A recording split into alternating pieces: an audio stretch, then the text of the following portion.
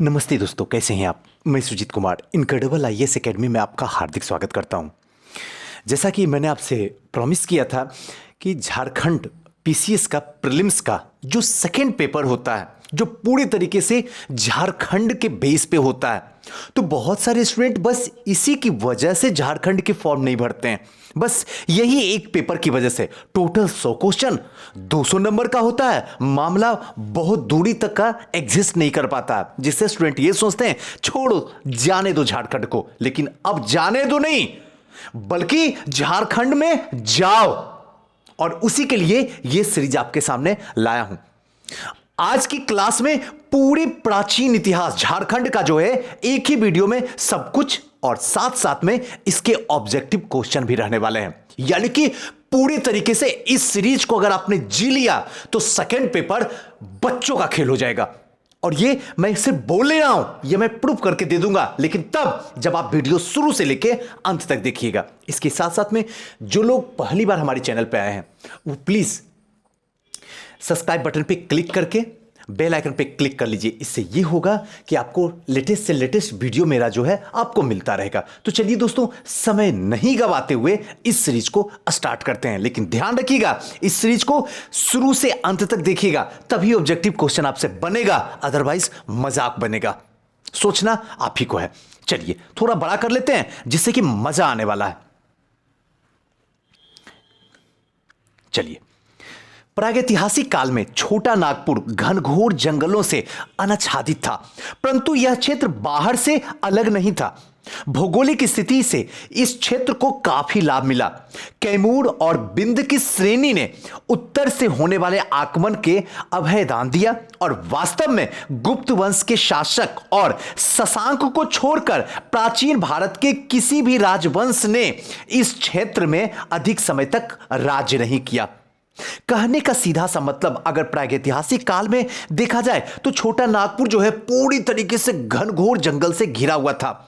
लेकिन इसकी अगर भौगोलिक स्थिति देखें, ज्योग्राफिकल रीजन देखें, तो कहीं ना कहीं इस क्षेत्र की स्थिति का काफी लाभ मिलता है। लेकिन कैमूर और बिंद की जो श्रेणियां हैं, कैमूर और बिंद, कैमूर कहां है आपको पता ही होगा, बिहार में है। अगर बिहार में जो जो बातें बोलते जाऊं ना, वो थोड़ा सा समझते जाना, एकदम आसान है। अगर मैप नहीं है तो मैप देखिए, मुझे तो पता है, लेकिन आप भी थोड़ा सा देखने की कोशिश कीजिए। कैमूर कहां चला जाएगा? सीधे दक्षिण पश्चिम में चला जाएगा। क्लियर है ना? एकदम कॉर्नर पे आ जाएगा, कैमूर आ जाएगा। तो यहां की जो श्रेणियां हैं, यहां से आगमन यहां पे करीब करीब हमेशा होता रहता था। लेकिन उसके बाद भी गुप्त वंश के शासक, और अगर शशांक को छोड़ दीजिए, तो यहां पे प्राचीन भारत के किसी भी राजवंश ने इस क्षेत्र में अधिक समय तक राज्य नहीं किया, यानी कि झारखंड में राज्य नहीं किया। लेकिन अगर उस टाइम के समय में देखा जाए तो यह क्या था? पूरा का पूरा हिंदुस्तान था।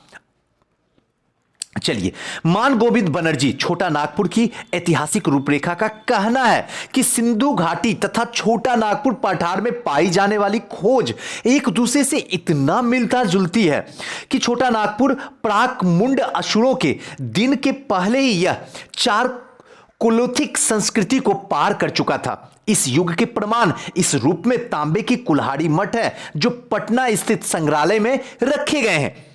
रांची, पलामू, मानभूम जिलों में तांबे की कुल्हाड़ियां और टांगों की नमूने पाए गए हैं। अब देखिए, ध्यान से सुनिएगा। कहने का मतलब, जो सिंधु घाटी सभ्यता, हड़प्पा सभ्यता, कांस्य युगीन सभ्यता, सब इक्वली है, और ये क्लास भी हमारी चल रही है ऑलरेडी। तो इनमें जो वहां से अवशेष प्राप्त हुए हैं, तो कहीं ना कहीं उसी से मिलता जुलता जो समान है, अवशेष है, वो झारखंड में छोटा नागपुर पहाड़ी में भी ये समान मिला, ऐसा माना जाता है। और खास करके जो कुल्हाड़ी है तो होता है ना, वो कुल्हाड़ी के कुछ प्रमाण भी वहां पे मिले, जो आज भी पटना के संग्रहालय में वो रखा हुआ सेफ्टी। रांची हो गया, पलामू, मानभूम जिले में तांबे की कुल्हाड़ी और टांगों के नमूने भी पाए गए हैं इन सब जगहों पे। और ये सब जगह, चाहे रांची हो, पलामू हो या मानभूम हो, ये सब के सब कहां है? तो झारखंड में है। क्लियर कीजिएगा, एकदम बच्चों की तरह पढ़ा रहा हूं, बस आपको पकड़ के रखना है, मजा आ जाएगा। भूगर्भीय सर्वेक्षण जे कांगनिक ब्राउन ने 1915 में गुमला के बसिया और पलामू के हानू ग्राम गए थे। ये दोनों जगह गए थे कौन? तो ध्यान रखिएगा, ब्राउन 1915 का समय आ रहा, 1915 के समय में ही कहां पे? गुमला के बसिया और पलामू के हानुग्राम गए थे। उनका प्रतिवेदन था कि वे ताम्र युग और उत्तरी नवपाषाण युग के हैं और इस प्रकार प्रागैतिहासिक मुंडा पूर्व जो है अशुर छोटा नागपुर की सांस्कृतिक चार कोलिथिक पुरुष का प्रतिनिधित्व करते थे। चलिए थोड़ा आगे चलते हैं। जो काम की बातें नहीं उसको छोड़ते जाएंगे, लेकिन जो काम की बातें हैं अंडरलाइन करेंगे, उसको पकड़िएगा। खड़िया, बिरहोर तथा असुर छोटा नागपुर की प्राचीनतम जनजाति है। ध्यान रखिएगा, छोटा नागपुर की एक तो खड़िया और दूसरा बिरहोर तथा असुर। ध्यान रखिएगा, खड़िया, बिरहोर और असुर छोटा नागपुर की प्राचीनतम जनजातियां हैं। ध्यान रखिएगा, खड़िया, बिरहोर और असुर। मुंडा, उराव, हो जनजाति बाद की है। और अभी आप लोग को अगर मुंडा बोल दूं तो सुजीत सर रांची आसानी से बता दीजिएगा। झारखंड, उराव झारखंड, हो जनजाति वो भी झारखंड है, ऐसे झारखंड ही नहीं है। ये जनजाति मध्य प्रदेश में भी, छत्तीसगढ़ में भी पाई जाती, राजस्थान में भी पाई जाती है, लेकिन मेन रूप से ये सब के सब जो है छोटा नागपुर। लेकिन इनसे पहले जो जनजातियां थी वो खड़िया, बिरहोर और असुर थे। अब क्लियर हो गया होगा दिमाग के अंदर कॉन्सेप्ट। चलिए आगे चलते हैं। कोरबा प्राचीन एवं बाद में और बीच की है। कोरबा जो है, ध्यान रखिएगा, प्राचीन और बाद मतलब क्या है? बीच का है। एक तो सबसे पहले, दूसरा बाद में और बीच में जो है वो आया कोरबा। याद रखिएगा, चेरो, खेरवार, भूमिज तथा संथाल आदि भी पर्वतीय काल की है। खड़िया और बिरहोर संभवतः कैमूर की पहाड़ी से होकर छोटा नागपुर में प्रविष्ट हुए थे। कहने का मतलब खड़िया और बिरहोर, ध्यान रखिएगा, बिरहोर, खड़िया, बिरहोर जो है कैमूर की पहाड़ियों से होकर ही छोटा नागपुर में पहुंचे थे। वे बिरजिया और असुरों की तरह छोटा नागपुर में प्रविष्ट होने वाले प्रारंभिक जनजातियों में से एक हैं। अब क्लियर हो रहा होगा ना, घबराने की कोई जरूरत नहीं है, बस साथ में चलने की जरूरत है। आइए, मुंडा जनजाति का प्रवेश पथ और समय अनिश्चित है। मुंडा परंपरा के अनुसार वे लोग मध्य भारत और उत्तर प्रदेश से भागकर आए थे। मुंडा का यह माना जाता है कि मुंडा जनजाति जो छोटा नागपुर में आए हुए थे वो कहीं ना कहीं कहां से? तो उत्तर प्रदेश से भाग के आए थे।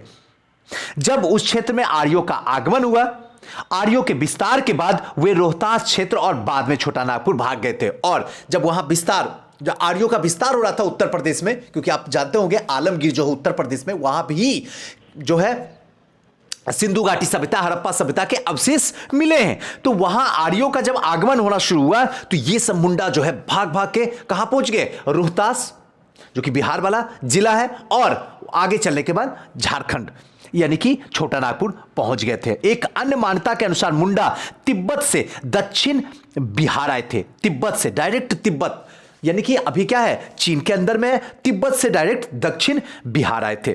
वहां के उराव, चेरो, खारवार द्वारा भगाए जाने पर वे छोटा नागपुर क्षेत्र में चले गए। उसके बाद जो है दक्षिण बिहार में आए और यहां से उराव, चेरो, खारवार सबको भगाया गया, भागो यहां से। उसके बाद ये सब भाग भाग के कहां जाके बस गए? छोटा नागपुर के क्षेत्र में चले गए। आगे चलकर मुंडाओं का ऐतिहासिक नागवंश की स्थापना में योगदान दिया।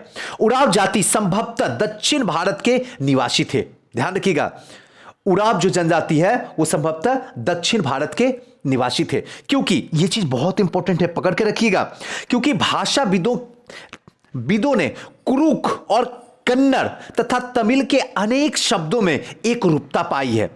वे घुमक्कर किस्म के, घुमक्कर मतलब समझ में आया? कहने का मतलब आज यहां, कल कहीं और, परसों कहीं और। पूरा प्राचीन इतिहास झारखंड का चल रहा है। इस सीरीज को गलती से मिस मत कीजिए, कहीं मत जाइए, बस शांति से बैठिए और सुनिए, सारा सॉल्यूशन हो जाएगा। वे घुमक्कर किस्म के थे और वे कई जगहों पे घूमते हुए छोटा नागपुर पहुंचे थे। ऐसी भी मान्यता है कि मुंडा और उराव आर्यों के आने के पूर्व उत्तर पश्चिम भारत में छोटा नागपुर आए थे।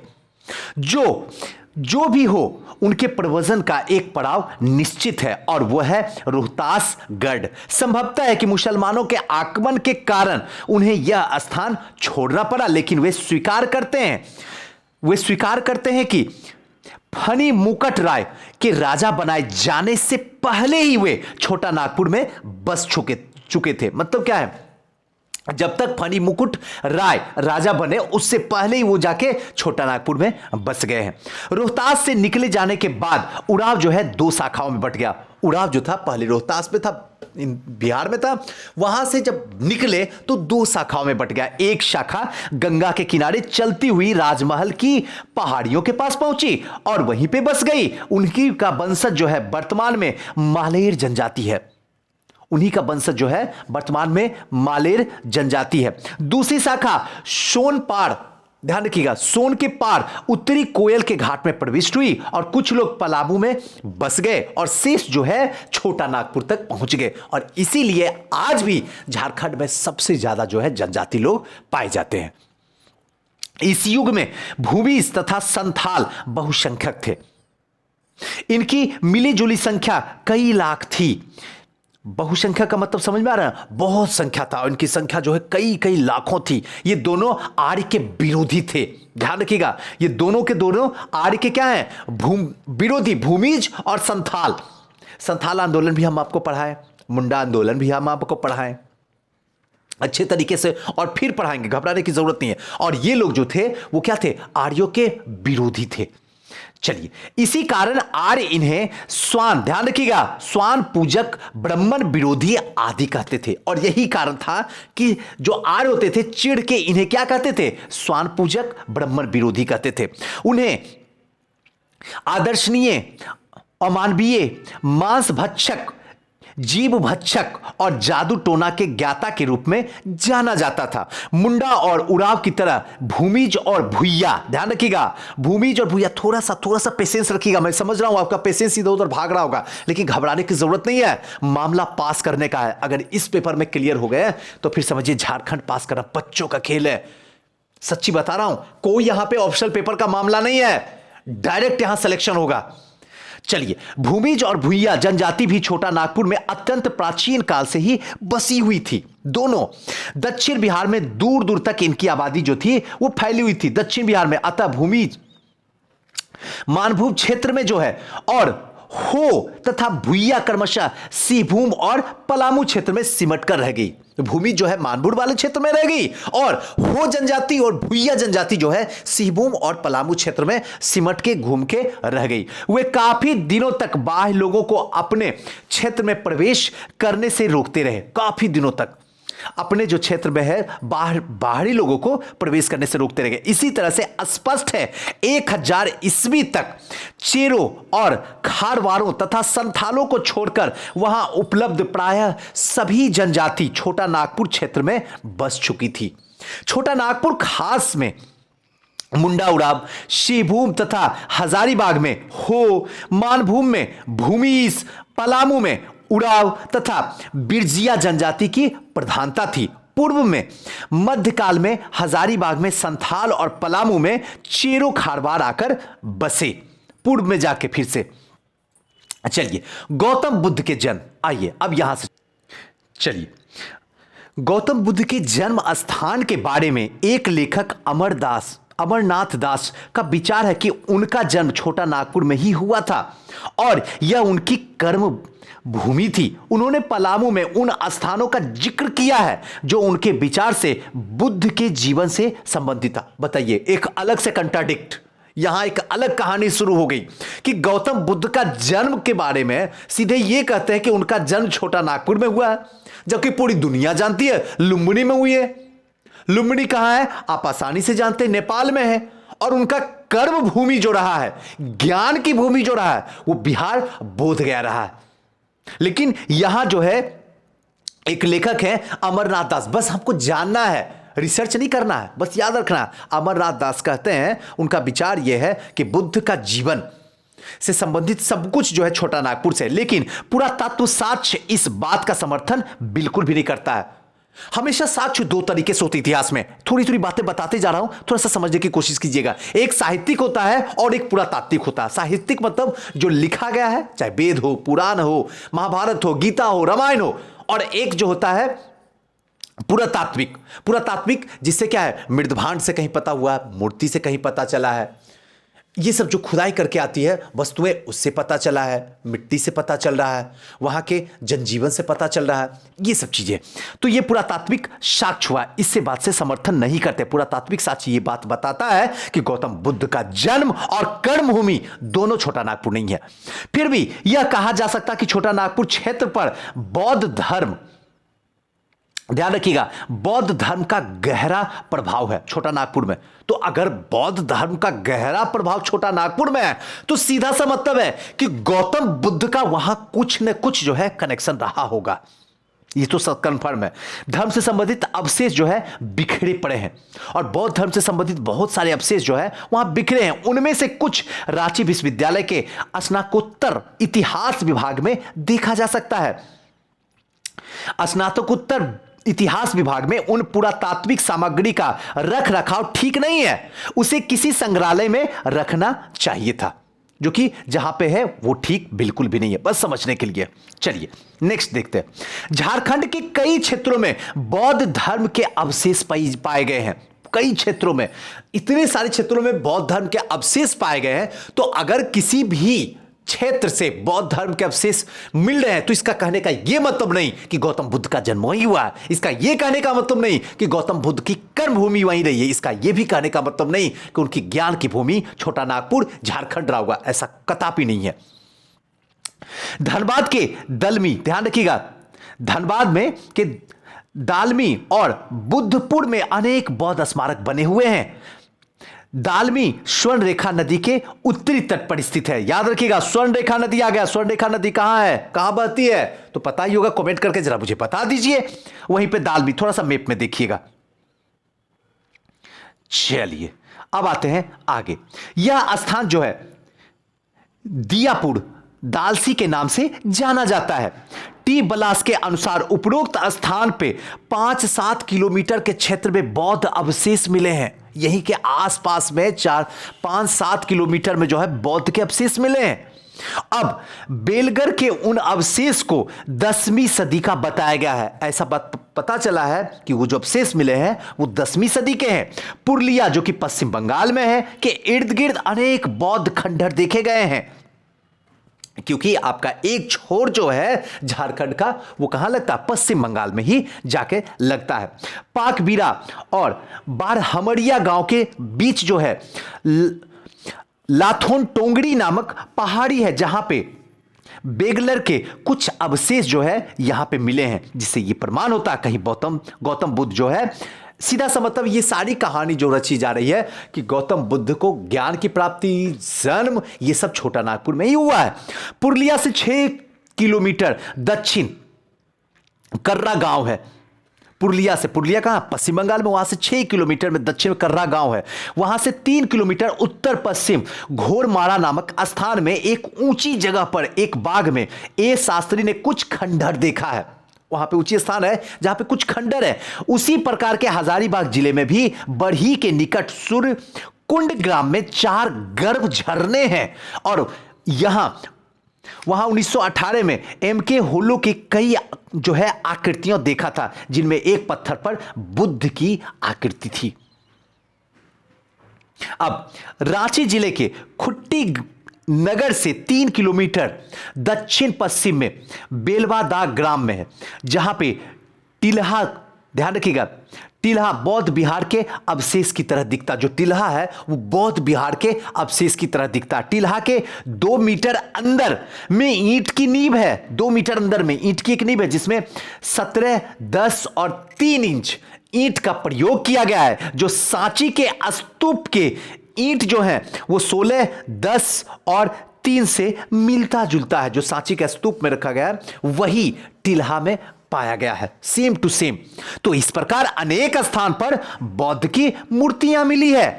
रांची के जोनहट जलप्रपात और गुमला जिले के बोनो रेलवे स्टेशन से 5 किलोमीटर दूर कुटगा ग्राम में जमशेदपुर के निकट पितंबा ग्राम के भूला नामक स्थान पर, धनबाद के ईचागढ़ आदि स्थान पर इनकी प्रतिमा भी पाई गई है। मौर्य काल में अगर देखें तो चंद्रगुप्त मौर्य इस क्षेत्र से परिचित था, क्योंकि शिलालेख संख्या 13, अगर शिलालेख संख्या 13 आपको मैं बताया भी हूं, अगर आप जानते होंगे तो समझ में आ रहा होगा कि शिलालेख 13 में जो है अटवी अथवा अटवी का है या आटावा का है के नाम से उल्लेख किया है। और डॉक्टर आर भंडारकर के अटवी प्रदेश की पहचान करते हुए लिखा है कि अटवी प्रदेश बघेलखंड से उड़ीसा के समुद्र तट तक फैला हुआ है, बघेलखंड के उड़ीसा के समुद्र तक, और निश्चित रूप से छोटा नागपुर इस क्षेत्र के अंदर पड़ता है। और छोटा नागपुर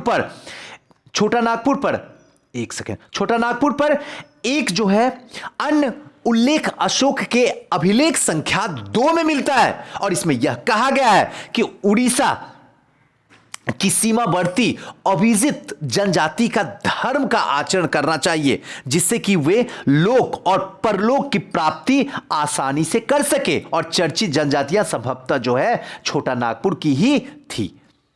क्लियर हो रहा होगा। चलिए अब आते हैं आगे। कलिंग के राजा खारवेल ने छोटा नागपुर होकर राजगीर और पाटलिपुत्र पर आक्रमण किया।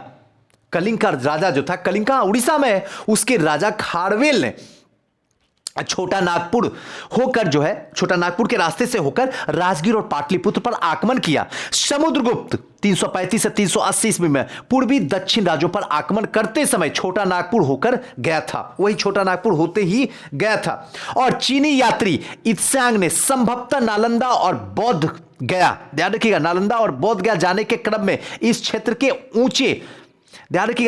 के ऊंचे पठार की यात्रा की थी। चीनी यात्री हेंगसांग, एक सेकेंड,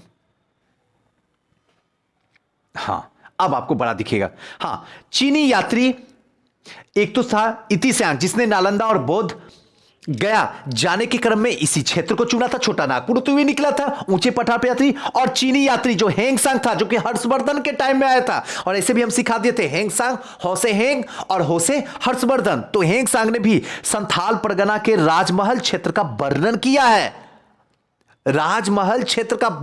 है, और अगर वर्णन किया है तो इसका सीधा सा मतलब है कि इसने भी छोटा नागपुर से गुजरा है, जो उस समय शशांक के अधिकार क्षेत्र में था। और इस टाइमिंग हेंगसांग का है, उस टाइम में छोटा नागपुर पर अधिकार जो था वो शशांक का था। शशांक बौद्ध विरोधी तथा शिव का उपासक था। शशांक जो था राजा, वो बौद्ध का बहुत बड़ा विरोधी था, लेकिन शिव का वो भक्त था, ये याद रख लीजिएगा। झारखंड क्षेत्र में समुद्रगुप्त के प्रवेश के पश्चात बौद्ध धर्म का प्रभाव शुरू हो गया। इससे पहले झारखंड में बौद्ध धर्म का प्रभाव नहीं हो रहा था, लेकिन जैसे ही समुद्रगुप्त वहां पे पहुंचा और पहुंचते ही वहां बौद्ध धर्म का प्रभाव शुरू हो गया। अगर मैं पूछूं भारत का नेपोलियन किसे कहा जाता है, तो जरा कमेंट बॉक्स में हमें मुझे बता दीजिए, तभी तो पता चलेगा कि कितने लोग देख रहे हैं, उसी अनुसार से वीडियो बनाऊंगा। अगर आप लोग का इंटरेस्ट नहीं रहेगा तो फिर इतनी मेहनत करने का बेकार है, क्योंकि दूसरे काम में किया जा सकता है मेहनत।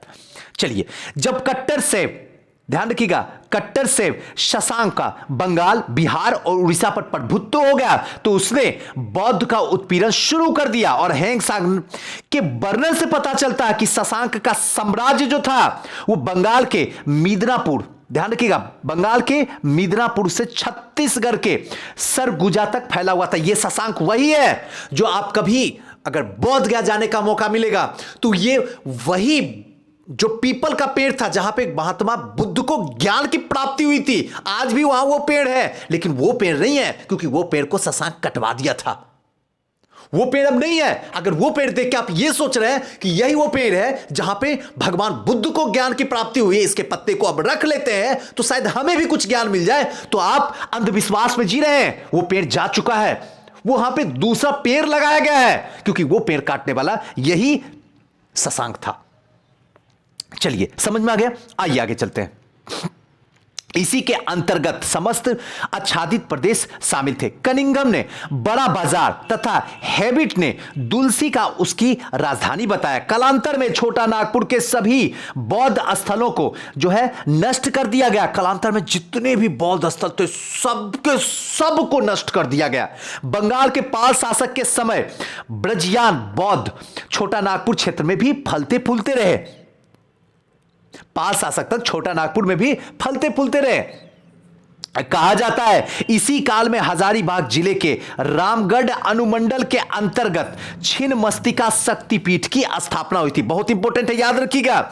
इसी काल में हजारीबाग जिले के रामगढ़ अनुमंडल के अंतर्गत छिन्नमस्तिका शक्तिपीठ, याद रखिएगा, छिन्नमस्तिका शक्तिपीठ की स्थापना हुई थी। और इस प्रकार शशांक के प्रयासों से झारखंड क्षेत्र में बौद्ध धर्म का सफाया हुआ और उसके स्थान पर हिंदू धर्म की प्रधानता हो गई और 10वीं शताब्दी तक हिंदू धर्म का पूर्ण प्रभुत्व स्थापित हो गया। और फलतः इस क्षेत्र में अनेक स्थान पर हिंदू देवी देवताओं के मंदिर बनाए गए। अगर शशांक नहीं होता तो मैं ये नहीं कहता हूं कि यहां पे पूरी तरीके से बौद्ध होता, और ना कोई मैं धर्म, ना कोई जाति, मैं एक शिक्षक हूं। बातें करूंगा ज्ञान की, बातें करूंगा समाज की, बातें करूंगा इस देश की, और बातें करूंगी आपकी सफलता की। न धर्म की, न जाति की, किसी भी तरह की कोई राजनीति नहीं। लेकिन हां, यह जरूर बताना चाहूंगा कि अगर शशांक नहीं होता तो शायद बौद्ध धर्म को फलने फूलने का मौका मिलता, परिस्थितियां जरूर कुछ बदलती। लेकिन शशांक के रहते रहते पूरे तरीके से बौद्ध धर्म का सफाया कर दिया गया। और आज यही वजह है कि सबसे ज्यादा हिंदू देवी देवताओं की मंदिर जो है बिहार में बनाया गया। चलिए, बौद्ध धर्म के साथ साथ जैन धर्म का भी व्यापक प्रचार प्रसार हुआ था। जैनियों के 23वें गुरु, आइए,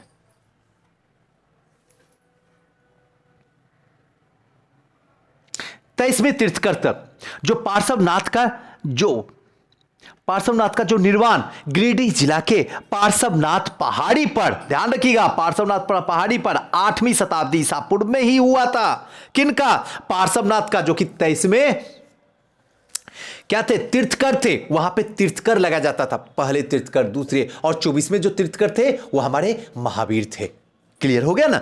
चलिए, डेविड मकटाशियन ने लिखा है कि समृद्ध जैन मंदिर और मूर्तियां पाकबीरा, तुईशामा, देवली, पवनपुर, पलमा, चर्रा, गोलमारा आदि स्थान पर थे। बी बीरोत्तम, ये सब थोड़ा सा समझने के लिए है, ज्यादा दिमाग पे जोर देने का नहीं है। दिमाग पे जो जोर देना होगा वो मैं खुद ही बता दूंगा आपको। विचार है कि छोटा नागपुर क्षेत्र में मानभूम जो था जैन सभ्यता और संस्कृति का केंद्र था। अब याद रखिएगा कि आपसे पूछेगा जैन सभ्यता और संस्कृति की केंद्र झारखंड में कहां था, तो याद रखिएगा मानभूम जिले में दामोदर और कसाई नदियों की घाटी में जैन अवशेष के बिखरे पड़े हुए हैं। कहां? तो दामोदर और कसाई नदियों के घाटी में।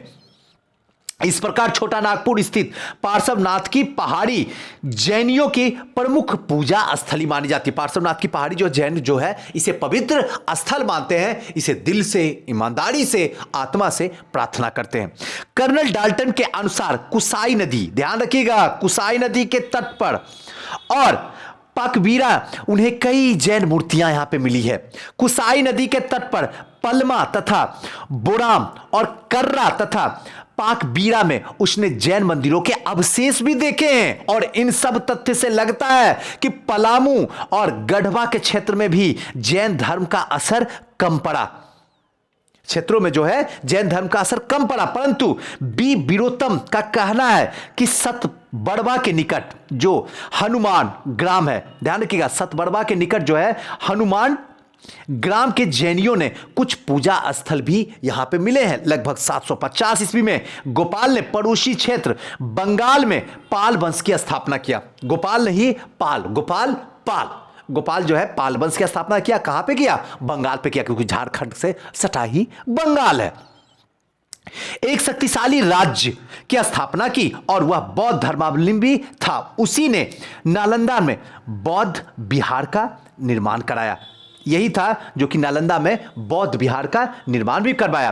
पाल वंशीय राजा समकालीन छोटा नागपुर के शासक मोहन राय, गजधान राय, चंदर राय और आनंद राय थे। ऐसा संभावना है कि वे सभी राजा पाल वंशीय शासक के क्या थे? अधीन थे।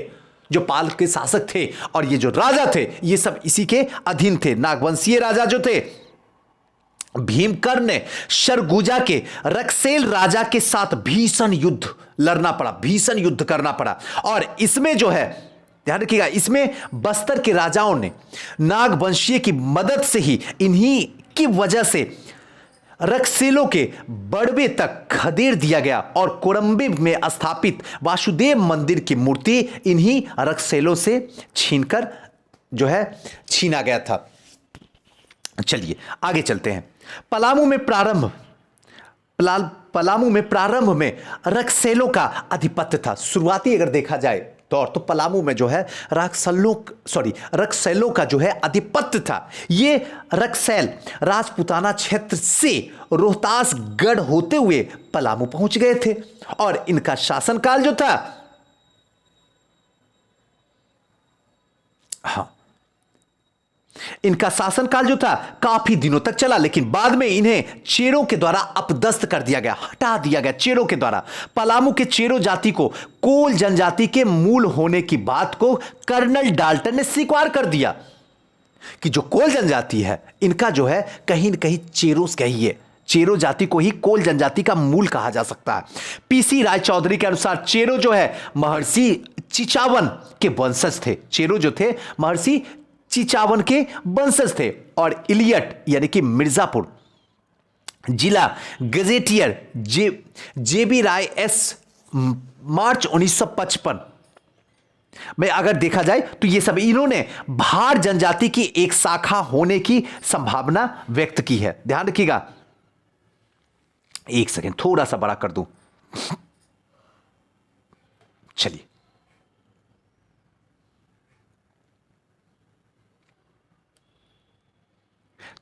Account of district of Shahabad में उन्होंने सुनकर परिवार के सदस्य को बताया है कि राज किकट क्षेत्र जो कि मगध में स्थित, ऐसी संभावना है कि चेरवों ने पश्चिम बिहार में 12वीं शताब्दी के उत्तरार्ध में स्थापित किया गया, जो कि बनारस के पूर्व से पटना के पश्चिम और गंगा के दक्षिण से बिंद पर्वत उत्तर कैमूर तक यह क्या था, फैला हुआ था।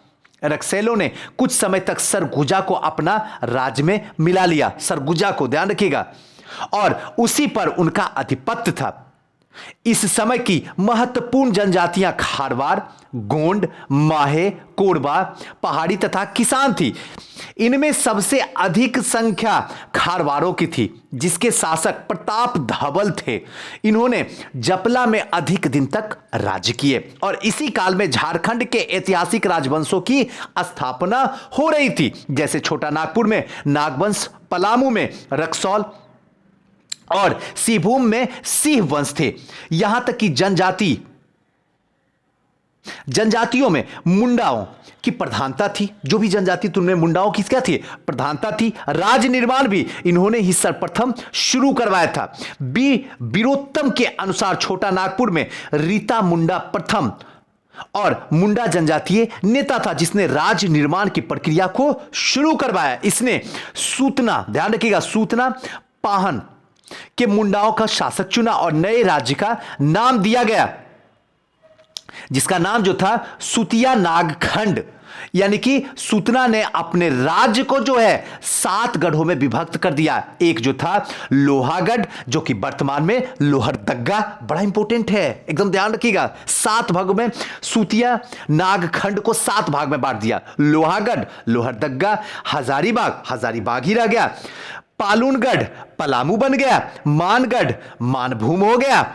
श्रीगढ़ सिंहभूम हो गया। केसलगढ़ ही रह गया। सुरमुगगढ़ जो है सरगुजा हो गया। इन 7 गढ़ों को 21 परगनाओं में विभक्त किया गया और ओमदंड, दोईसा और खुखड़ा,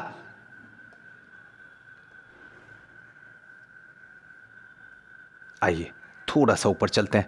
खुखरा, सरगुजा, जसपुर, गंगपुर, ये सब बस जगह का नाम है। इसमें जगह का बस नाम को थोड़ा सा ध्यान रख लीजिएगा। अब देखिए, उपरोक्त विवरण से यह साफ हो गया कि सूतना पाहन जो के द्वारा स्थापित राज्य संपूर्ण झारखंड में फैला हुआ था, संपूर्ण झारखंड में। दुर्भाग्यवश सूतना पाहन राज्य जो है अधिक दिन तक नहीं टिक सका। कालांतर में झारखंड के विभिन्न भागों में नए राज्यों की स्थापना की गई। इनमें मुख्य थे पलामू, सरगुजा, कोराम्बे, बड़वे, रक्सौल राज, छोटा नागपुर के नागवंशी राज और पोरहाट का सिंह राज अन्य उल्लेखनीय राज्य जो थे पंचेत, क्युंझर, छोटा नागपुर में स्थापित नागवंश राज्य के मामले में महत्वपूर्ण था। यह मुख्यतः जनजातियों का राज्य था। उसी समय इसकी राजधानी जो है खूखरा थी। ध्यान रखिएगा, खूखरा उस समय राजधानी थी। चलिए आगे चलते हैं। नागवंशों की प्रारंभिक कहानी विवादास्पद है। इसकी उत्पत्ति के बारे में कई कहानियां प्रचलित है नागवंशों की, कि भाई नागवंशों की जो उत्पत्ति हुई थी उसमें बहुत सारी कहानियां हैं। नागवंश राजाओं की स्थापना तिथि और कार्यकाल भी असामान्य लगता है। जैसे फनी मुकुट का शासनकाल 94 वर्ष बताया जाता है, परंतु इतना निश्चित है कि नागवंशी राजा की स्थापना 10वीं शताब्दी में हुई थी। जैसे छोटा Nagpur survey and settlement report के जे रीड ने बताया है कि फनी मुकुट राय ने राज्य पर सत्तारूढ़ होकर रामगढ़, गोला, पालनी, तमार, हजमाटोड़ी, मानकेरी, बोरबा आदि क्षेत्र पर अपना आधिपत्य जो है बना लिया था। नागवंशी राजाओं में 66 परगना थे, 22 घटवड़ी, 18 सुखगढ़ 18 थे, दोसाईगढ़ और 8 जो थे बड़चीगढ़ थे। फनी मुकुट राय के राज्याभिषेक के समय छोटा नागपुर की अधिकांश जनता जो थी वो क्या थी? जनजाति थी। ध्यान रखिएगा, जिस समय फनी मुकुट का राज्याभिषेक हो रहा था उस समय छोटा नागपुर की अधिकांश जनता जो थी वो जनजाति थी, परंतु ब्राह्मण, राजपूत, अन्य हिंदू जनजातियों की संख्या जो धीरे धीरे बढ़ने लगी। अनेक नागवंशी राज्य में पूर्व में पंचेत का राज्य भी था, दक्षिण में क्युंझार का राज्य था। चौथा नागवंशीय राजा प्रताप राय ने सूतियाम्बे की राजधानी बदलकर स्वर्ण रेखा नदी के तट पर चटिया ले गया।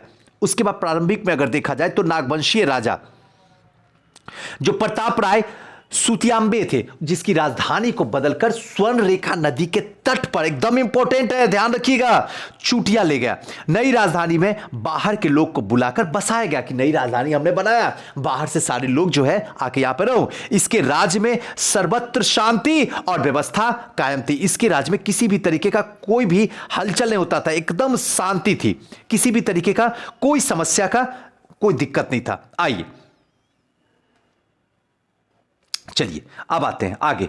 छोटा नागपुर पर पड़ोसी शासकों का काफी प्रभाव पड़ा। उस समय तक गुज्जर, प्रतिहार, राष्ट्रकूट, पाल राजाओं का उस क्षेत्र पर कुदृष्टि लगा रखी थी, लेकिन हजारीबाग के इटखोड़ी नामक स्थान पर महेंद्र पाल के शिलालेख को स्पष्ट होता है कि 9वीं शताब्दी के उत्तरार्ध में गुज्जर प्रतिहार ने छोटा नागपुर के सीमावर्ती इलाके पे कब्जा कर लिया था। पाल शासकों ने भी बुरी तरीके से नजर डालने का प्रयास किया, परंतु बाद में उनके कमजोर पड़ने के कारण छोटा नागपुर पर खतरा आसानी से टल गया। खतरा था लेकिन कमजोर स्थिति पड़ जाने की वजह से जो है पाल शासक भी बुरी तरीके से फैल हो गए। नागवंशी राजा भीमकर्ण को भी सरगुजा के राज के साथ युद्ध करना पड़ा वाके, और सरगुजा के राजा ने 12,000 घुड़सवारी और एक बड़ी पैदल सेना के साथ नागवंशी राजा पर आक्रमण कर दिया। लेकिन भीमकर्ण ने राजधानी को परिवर्तित कर दिया और उसे चुटिया से खूखड़ा, ध्यान रखिएगा चुटिया पहले था उस स्वर्ण रेखा नदी के करीब ले गया किनारे में, अब यहां से खूखड़ा ले गया। बंगाल के मुस्लिम आक्रमणों का रास्ता जो छोटा नागपुर ही था, मुस्लिम आक्रमण जो बंगाल से होता था उसका रास्ता छोटा नागपुर था, इसलिए ऐसी आशंका थी कि इस पर चढ़ाई का खतरा पड़ सकता है। लेकिन प्राचीन काल के अंत होते तक छोटा नागपुर बाह्य हमलों से बच तो गया था, लेकिन तत्कालिक घटनाओं से अछूता नहीं रह पाया। बाहरी आक्रमण की आशंकाओं से राजधानी का परिवर्तित करा दिया गया था। जब जब बाहरी आक्रमण होता था राजधानी ही परिवर्तन करा दिया जाता था, जैसे चटिया से खुकड़ी कर दिया गया था। उसी समय तक छोटा नागपुर में नागवंशीय राजा की स्थापना हो चुकी थी। निकटवर्ती हजारीबाग मानभूम के मान राजाओं का शासन था। मान राजाओं का आतंक, अत्याचार से ही संभवतः भूमिज आंदोलन का एक प्रमुख कारण था। कहानी सब था, कहानी बताने की कोई जरूरत नहीं था, बस मान राजाओं जो थे उनका आतंक और अत्याचार ही संभवतः ऐसा माना जाता है कि भूमिज आंदोलन का एक प्रमुख कारण बन के उभरा था। पूर्व मध्यकाल में रामगढ़, कुंडा, केंदी और खड़गडीह में उस समय के उन छोटे राज्यों को शामिल थे, लेकिन अभी वर्तमान में हजारीबाग के ये सब क्या है, भाग है, अंग है। 1368 ईस्वी के लगभग बागदेव सिंह और उनके भाई सिंहदेव सिंह की नागवंशीय राजाओं से मतभेद हो गया। दोनों भाई बागदेव सिंह और सिंहदेव सिंह नागवंशीय राजा, उनसे मतभेद हो गया। दोनों भाइयों ने धीरे धीरे 21 परगना पर कब्जा करना शुरू कर दिया और उन लोगों ने सीसिया की पहली राजधानी बनाया। उसके बाद इन लोगों ने क्या कर दिया, सीसिया को अपनी पहली राजधानी बनाया और बाद में राजधानी को बदल के उड़दा और फिर बादम और अंत में रामगढ़ कर दिया गया। तो ध्यान रखना इन सबको, पहले उड़दा, फिर बादम और अंत में रामगढ़ इसकी कर दिया गया। चलिए अब लास्ट ही कहानी चल रही है, एकदम पेशेंस रख के करना है, एकदम मजे तरीके से। प्राचीन में कोई भी झारखंड से पूछे इतिहास में, सारा का जवाब अब आपके पास में होगा। लंबे समय तक पलामू के दक्षिण पूर्व मार्ग पर रक्सौल का आधिपत्य था, परंतु बाद में वे चेरो समुदाय के द्वारा अपदस्थ कर दिए गए और इस समय पलामू क्षेत्र के प्रमुख जनजाति खारवाड़, गोंड, मही, कोरबा, पहाड़ी और किसान थे। इनमें खारवारों की संख्या जो थी वो सबसे अधिक थी। खारवारों के सरगुजा पे जो लगे पहाड़ियों में एकाधिकार था, लेकिन पलामू के शेष भाग पर रक्सौल की प्रधानता थी, जो संभवतः राजपूतानों से ही पहुंचे थे। पूर्व मध्यकाल के प्रारंभ तक मानभूम क्षेत्र पर मान राजाओं की शक्ति का ह्रास होने लगा था। मान राज छोटे छोटे टुकड़े जैसे पाटकुड़ी, नावागढ़, कतरास, झड़िया और टुंडी में बट गए थे। मानभूम क्षेत्र में पंचेत राज्य सबसे शक्तिशाली था। इस राज्य की उत्पत्ति और स्थापना के संबंध में अनुश्रुति प्रचलित है। सिंहभूम के पोरहाट के सिंह राजाओं की भूमि का नाम जाना जाता है।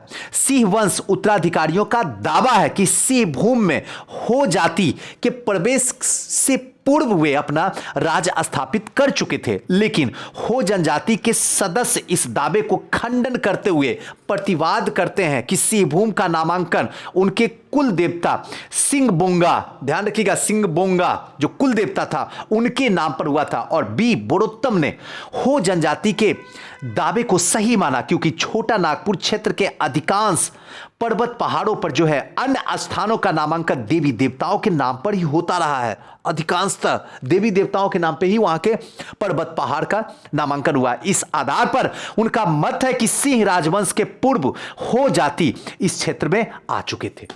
सिंह राजवंश के पहले ही हो जाति जो है इस क्षेत्र आ चुके थे। उपलब्ध तथ्यों के आधार पर यह माना गया कि सिंह राजवंश राठौर राजपूत थे। जो सिंह राजवंश थे वो राठौर राजपूत थे, जो कि पश्चिम भारत से आए थे और 8वीं शताब्दी में इस क्षेत्र पर अपना आधिपत्य आके जमा लिए। सिंह वंश की पहली शाखा के संस्थापक काशीनाथ सिंह थे, परंतु पहली शाखा के बारे में ज्यादा जानकारी उपलब्ध नहीं है। उनका शासन 13वीं शताब्दी तक चलता रहा।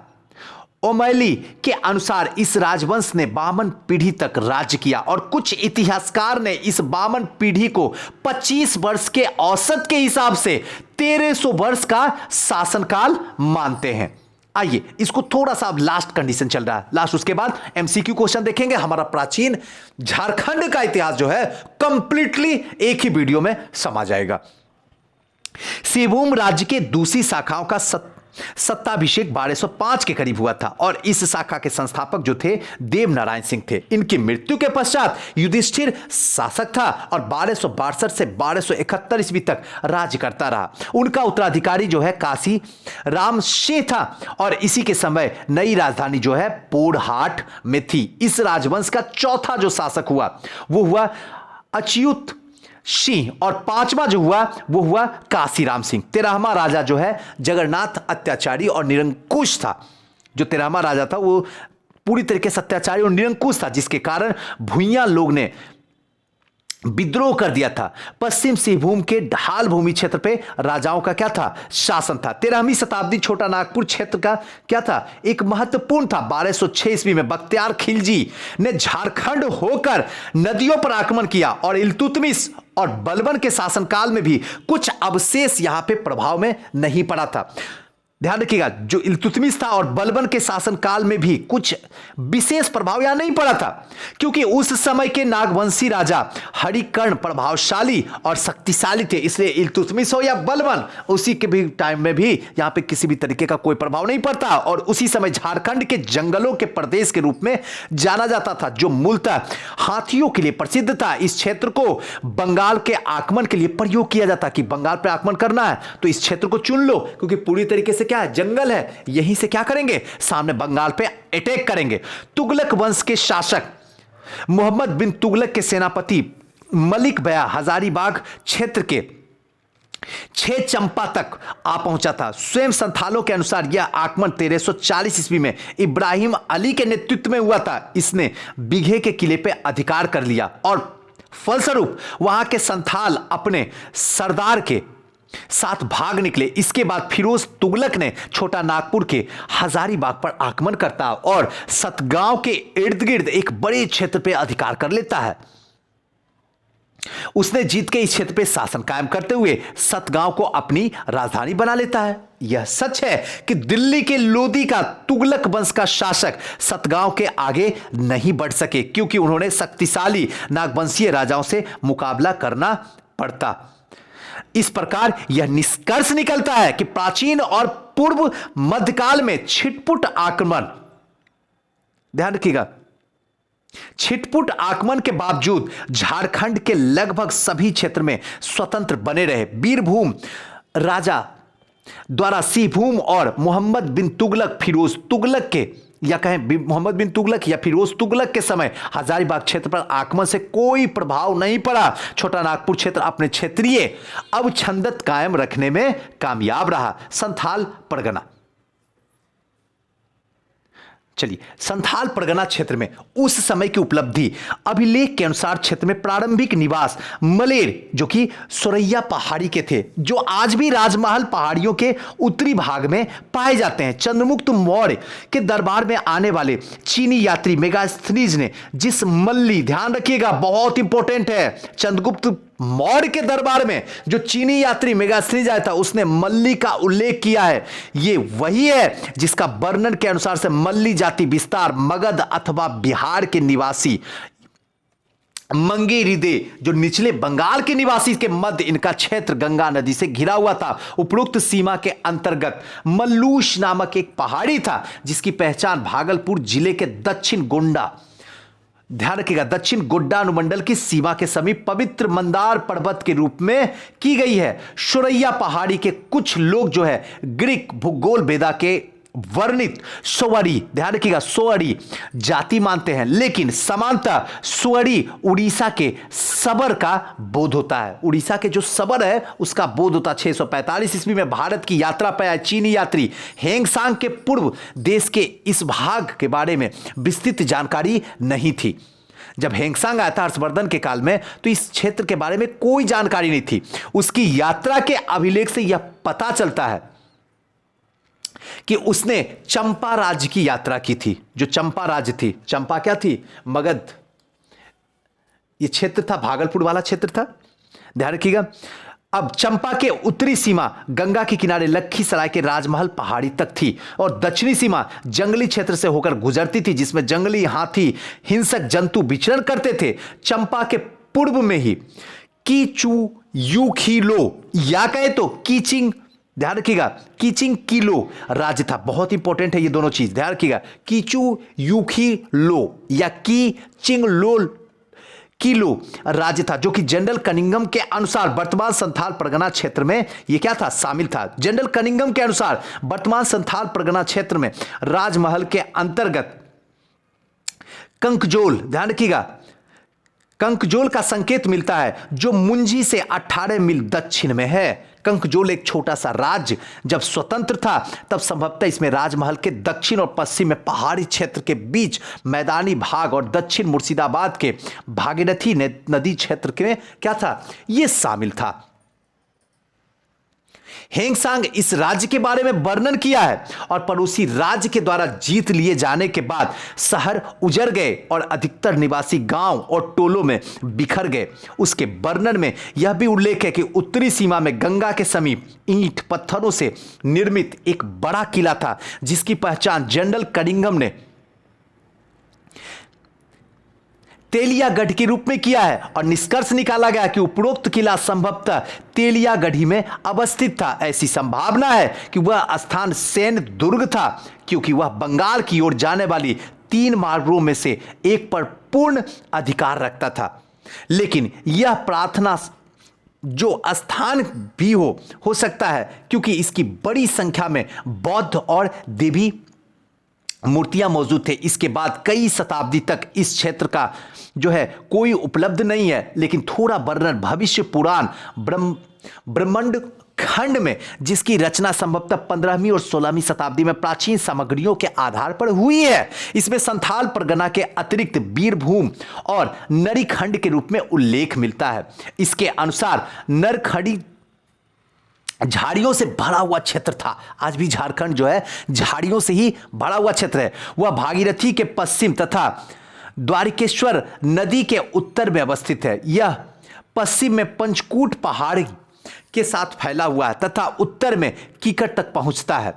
जंगल अत्यंत घने हैं जिसमें अर्जुन, साल, सखोटा के वृक्ष हैं। यह क्षेत्र बैद्यनाथ के आश्रम के कारण प्रसिद्ध है। सभी वर्गों के लोग देव की पूजा करते हैं जो वर्तमान युग में शुभ कार्य का स्रोत है। और इस क्षेत्र के 3/4 भाग जो है और 1/4 कृषि योग्य, 3/4 भाग जो है पूरी तरीके से जंगल से है और 1/4 भाग जो है वो कृषि योग्य है। एक छोटे से हिस्से पर भूमि उर्वर है परंतु अधिकांश भूमि खारी और अनुपजाऊ है। वर्णन में छोटी छोटी धाराएं का उल्लेख है जिसमें एक प्रमुख आश्रय निवासियों के बारे में कहा गया। वे कुशल धनुधारी और परिश्रमी कृषक थे। ये पूरा का पूरा झारखंड का प्राचीन इतिहास था। हमने बच्चों की तरह आसान भाषा में आपको समझा दिए। अब जितना ज्यादा बार हो सके इस वीडियो को देखिए और अब जो है क्वेश्चन जो है ऑब्जेक्टिव क्वेश्चन जो है लगाएंगे उसको थोड़ा देखिए। ये राजाओं की सूची है, आप एक बार स्लाइड कर लेता हूं, अब देख लीजिए। इसको बोलने की कोई जरूरत नहीं है। मैन है एमसीक्यू क्वेश्चन पे आते हैं और आपसे क्वेश्चन पूछते हैं। पेन पेपर लेके बैठ जाइए। अगर आप दिल से जिए हैं तो पेन पेपर लीजिए और हमारे सामने बैठिए क्योंकि अब जो है क्वेश्चन आपके सामने हम फेंकेंगे और उसका आंसर आपको देना होगा। चलिए, पहला क्वेश्चन, रांची के किस स्थान से नवपाषाण कालीन सभ्यता के अवशेष प्राप्त हुए? ऑप्शन आपके सामने है, मैं आंसर बोलूंगा। मरांगहातू में भी हुआ है प्राप्त, खूंटी में भी प्राप्त हुआ है और तमाड़ में भी प्राप्त हुआ है। तो इसका सही आंसर होगा ऑप्शन नंबर डी है तो सही है। और मुझे कमेंट करके बताइएगा कितना क्वेश्चन आपका सही हुआ है। टोटल क्वेश्चन 33 है। 33 में जिनका 30 हो जाएगा तो समझिए कि वो बेटर में है। जिनका 25 से ऊपर रहेगा इसका मतलब सुपर में है और 25 से जिनका नीचा है वो फेल है। चलिए, दूसरा क्वेश्चन, झारखंड के किस स्थान से प्रागैतिहासिक काल के शैल चित्र और प्राकृतिक गुफा प्राप्त हुई है? ऑप्शन आपके स्क्रीन पे है, मैं सही आंसर बोलूंगा। अरे एकदम सही आंसर है ऑप्शन नंबर ए, भवनाथपुर में। अभी तो बताया हूं, भवनाथपुर में है जहां से प्रागैतिहासिक काल के शैल चित्र और प्राकृतिक गुफा भी प्राप्त हुई है। तीसरा क्वेश्चन, रामगढ़ के दामोदर नदी घाटी के क्षेत्र में किस काल से संबंधित सामग्रियां प्राप्त हुई है? ऑप्शन आपके सामने है, आंसर मैं बताता हूं। ऑप्शन नंबर ए, पुरापाषाण काल। चौथा नंबर क्वेश्चन, हजारीबाग स्थित पुरातात्विक स्थल इसको के संबंध में कौन सा कथन सत्य है? बाकी सारा का सारा कथन असत्य है। एक कथन है इसमें जो सत्य है और वो कथन जो है ऑप्शन नंबर आदि मानव निर्मित हॉल चित्र के मिले हुए हैं, बिल्कुल सत्य है। चित्रा दीर्घा मिले हैं, बिल्कुल सत्य है। भूल भुलैया जैसी आकृति मिले हैं, बिल्कुल सत्य है। तो उपरोक्त में से सभी हो जाएगा, सारे कथन सत्य है, कोई सत्य नहीं है। नेक्स्ट है, पलामू के चौपाली पहाड़, धजबा पहाड़, ढोंक पहाड़, झर पहाड़ आदि से जो पुरातात्विक सामग्री प्राप्त हुई है वह किस युग के हैं? अब ऑप्शन आपके सामने है। तो इसका सही आंसर होगा ऑप्शन नंबर ए, पूरा पाषाण काल के। नेक्स्ट है, चाणक्य ने अपनी रचना अर्थशास्त्र में झारखंड के किस नाम से संबोधित किया है? तो छठा का सही आंसर होगा, एकदम आसान है, ऑप्शन नंबर ए, कुक्कुट देश। नेक्स्ट जो है 7वां नंबर, किस पुराण में झारखंड को मुरुंड कहा गया है? किस पुराण में? तो 7वां का सही आंसर होगा ऑप्शन नंबर ए, वायु पुराण में झारखंड को मुरुंड कहा गया है। 8वां क्वेश्चन, प्राचीन काल में मगध क्षेत्र से दक्षिण भारत की ओर जाने वाले मार्ग कहां से होकर जाता था? तो ऑप्शन आपके सामने है, इसका सही आंसर होगा ऑप्शन नंबर सी, झारखंड से होकर जाता था, छोटा नागपुर से होकर जाता था। नेक्स्ट है, गुप्त काल में झारखंड के किस क्षेत्र में पत्थरों को काटकर बौद्ध मंदिर बनाए जाते थे?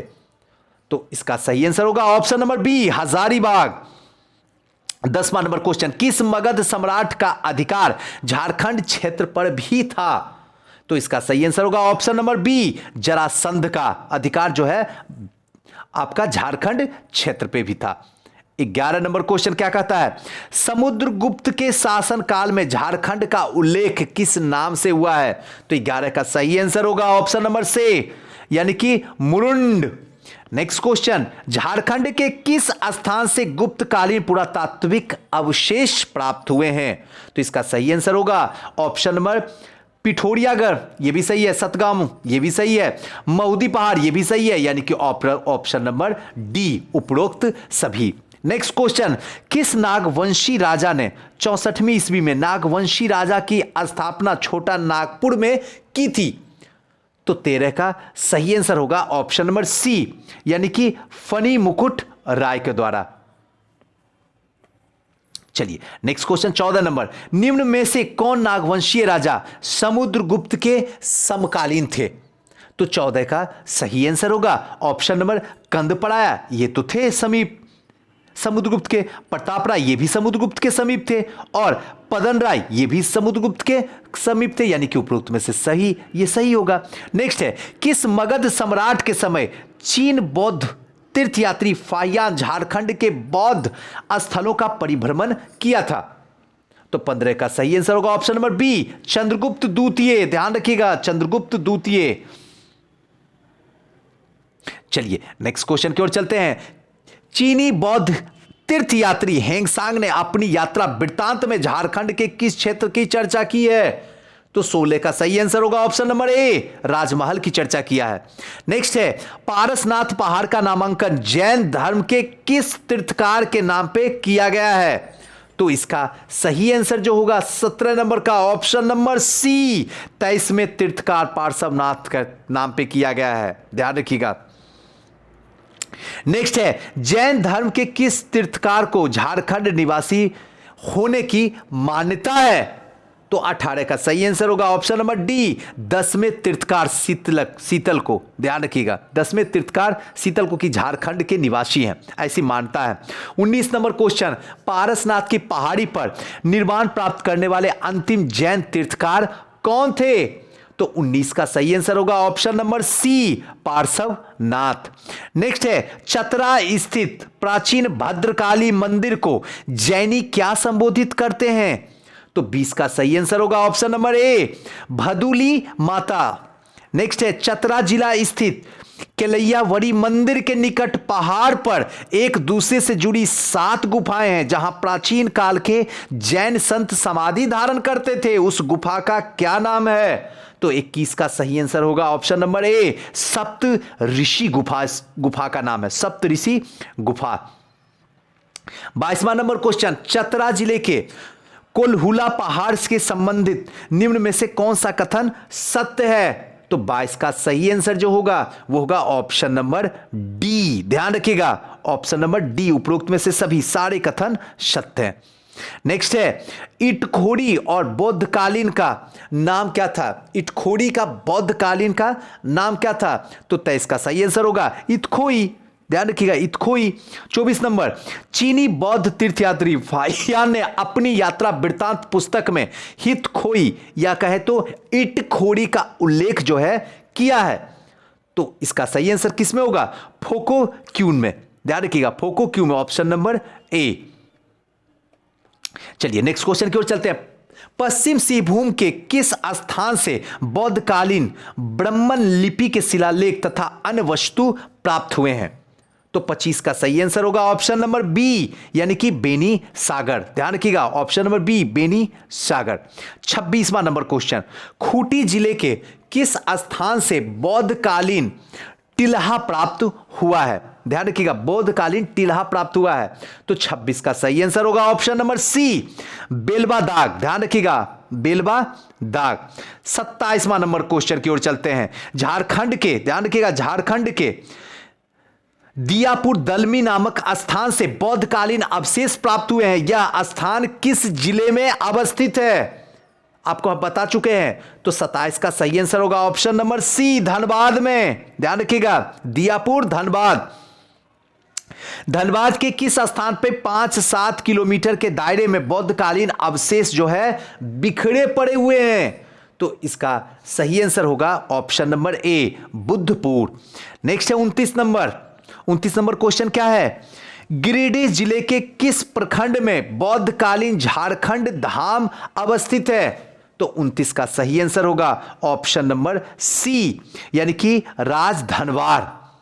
29 का सी, राजधनवार। चलिए 30वां नंबर क्वेश्चन की ओर चलते हैं। 30वां नंबर क्वेश्चन क्या कहता है?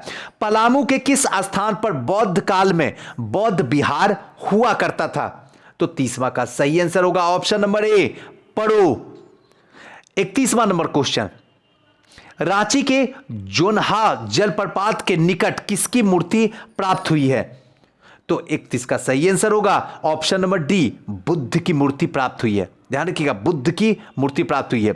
सूर्यकुंड किस जिले में है जहां से बौद्धकालीन मूर्तियां मिली है? तो 32 का सही आंसर होगा ऑप्शन नंबर बी, हजारीबाग में बुद्ध की मूर्तियां मिली है। और आज का लास्ट क्वेश्चन एमसीक्यू का जो है, बौद्धकालीन ब्रजयान संप्रदाय से संबंधित योगिनी मंदिर कहां है? तो 33 का सही आंसर है ऑप्शन नंबर ए, यानी कि गड्ढा। ध्यान रखिएगा, गोड्डा में है। बौद्धकालीन जो ब्रजरासन संप्रदाय से संबंधित योगिनी मंदिर कहां पे है? तो ये गोड्डा में है। और ये रहा पूरे एमसीक्यू का आपके पास में आंसर। दोस्तों कैसा ये वीडियो लगा हमें कमेंट करके बताइएगा, क्योंकि आपके कमेंट, आपका प्यार, आपका लाइक और आपका डिसलाइक, इसी दोनों से हमें अपने आप को परिवर्तन करते हैं। अगर इतनी मेहनत करें और अगर आप सपोर्ट ना करें तो फिर कोई फर्क ही नहीं पड़ता और कोई फायदा भी नहीं होता है। लेकिन हाँ, हमें उम्मीद है, आशा है, उसी पे दुनिया भी है, उसी पे हम भी हैं और उसी पे आप भी हैं, कि आप जो है इस जो कड़वी घूंट है ना, कड़वी जो पढ़ाई है ये झारखंड का, इसको पीने की कोशिश कीजिए, जीने की कोशिश कीजिए। क्योंकि यहाँ बहुत आसान है, लेकिन यही समस्या सिर्फ है। जो भी देखे ना, आप देखा होगा, लगने के बाद आपको लग गया होगा कि सुजीत सर बड़ा समस्या। कोई समस्या नहीं है, क्योंकि हम आपके साथ में हैं, इसलिए समस्या बिल्कुल भी नहीं है। आप मुझे कमेंट कीजिएगा, आपके कमेंट का इंतजार भी रहेगा और मैं रिप्लाई भी दूंगा। थैंक यू, नमस्कार। और हो सके तो इस वीडियो को जितना ज़्यादा हो सके आप ज़रूर शेयर कीजिए। थैंक यू, नमस्कार।